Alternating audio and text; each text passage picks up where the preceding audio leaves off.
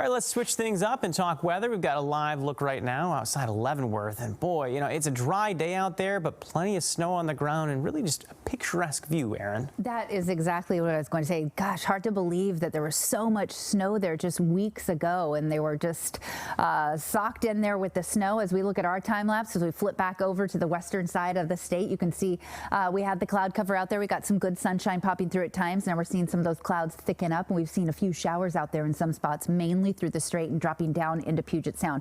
West of the Cascades, mid 40s to upper 40s to near 50. That's about where we should be, so that's good news. Traveling over Snoqualmie, no problems there. 36 degrees, 37 for Wenatchee. Get to Spokane and to Pullman out in the Palouse, you were in the low 40s with Omak, Manson, and Chelan sitting right about in the mid 30s. So here's a look at some of those showers that started to fall through midday. They came right across and dropped in between Snohomish County and King County, and they're falling right on that line as you head up over I-90. But just not a lot to work with, so pretty easy going. As we get into the overnight hours, here's a look at where our temperatures are going to go over the next 7 days or so. We'll be pretty stable right around the low 40s, upper 30s to low 40s the next few days. We'll get some fog returning as we get through our Wednesday or Thursday, Friday into Saturday, and temperatures will cool down just a bit as we bump through there.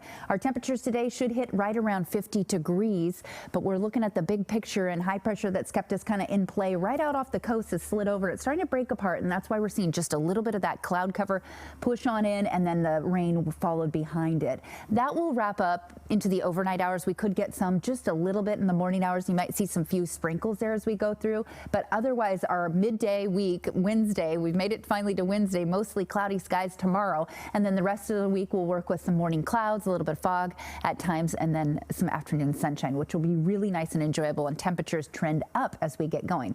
So here's a look as we go through tonight at 8 o'clock. You can see some of those showers firing up over the North Sound, and they drop down from just about Whatcom County to Snohomish County pretty quickly as they go through.